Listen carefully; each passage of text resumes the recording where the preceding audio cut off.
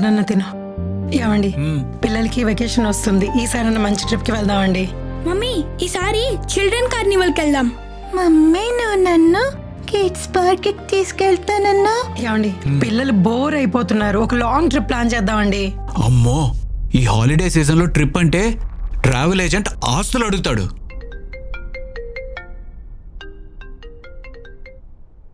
Hello. Hi sir, మేము SBI bank నుంచి call చేస్తున్నాం. మీకు క్రెడిట్ కార్డు ఉంది కదా? అవును, నేను ఈ మంత్ బిల్ ఆల్రెడీ పే చేశాను కదా.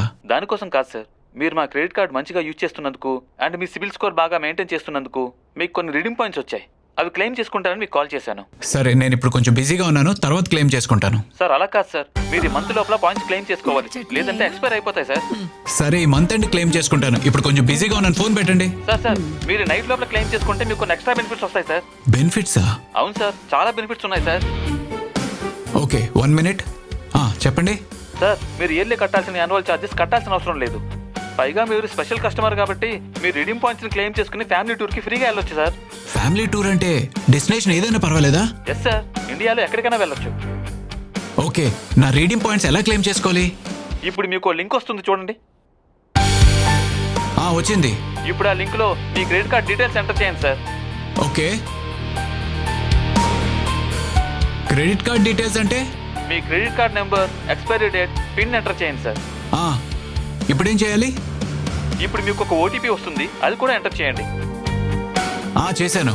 ఓకే సార్, ఇప్పుడు మీరు ఈ లింక్ సబ్మిట్ చేసిన తర్వాత మీ పాయింట్స్ ఆటో రీడీమ్ అయిపోయి మీకు నెక్స్ట్ ఇయర్ ఛార్జెస్ అన్ని 0 అయిపోతాయి సార్. ఓకే, మరి మా టూర్ సంగతి ఎలా తెలుస్తుంది? ఇంకో 10 minutes లో మా ఏజెంట్ మీకు కాంటాక్ట్ అవుతాడు, మీరు అతనితో మాట్లాడొచ్చు sir. Thank you very much. నాన్న, we are all going to Goa.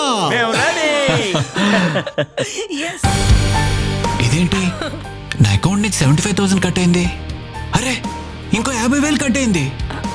నా అకౌంట్కి ఏమవుతుంది? అదేంటండి, ఎవరికైనా ఓటీపీలు ఇచ్చారా? ఇందాక కస్టమర్ కేర్ వాడు లింక్ పంపిస్తే దాంట్లో card details and OTP enter చేశాను గీత. అయ్యో, అసలు ఎలా వాళ్ళకి ఓటీపీలు అవన్నీ ఇచ్చేస్తారండి? చెప్తూనే ఉన్నారు కదా ఫ్రాడ్స్ జరుగుతున్నాయని. కస్టమర్ కేర్ కదా, ఫ్రీ టూర్ అంటే ఆలోచించలేదు గీత. ఇంతకీ ఏమైందిరా? మోసపోయాం మావయ్య. ఏమండి, పదండి సైబర్ క్రైమ్ లో రిపోర్ట్ చేద్దాం. సరే పద. ఇది ఒక ముఖ్యమైన సందేశం.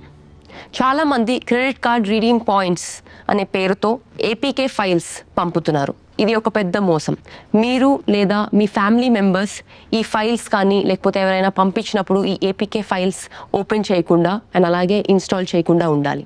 ఒకవేళ ఇన్స్టాల్ చేస్తే credit card, debit card, CVV pin లేదా PAN card, Aadhaar card details and అలాగే ఏటీఎం పిన్ హ్యాకర్స్ చేతికి వెళ్ళే ఛాన్సెస్ ఉన్నాయి. అండ్ అది వెళ్ళినప్పుడు అదే కాకుండా మీ ఫోన్ని కూడా ఒక రిమోట్ కంట్రోల్గా చేసి మీ ఖాతాల నుండి డబ్బులు దొంగలిచ్చే అవకాశం ఉంది.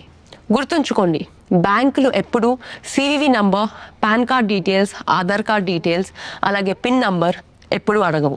ఎవరైనా లింక్ పంపినా లేకపోతే ఫైల్స్ పంపినా వెంటనే అవి ఓపెన్ చేయకుండా డిలీట్ చేయండి.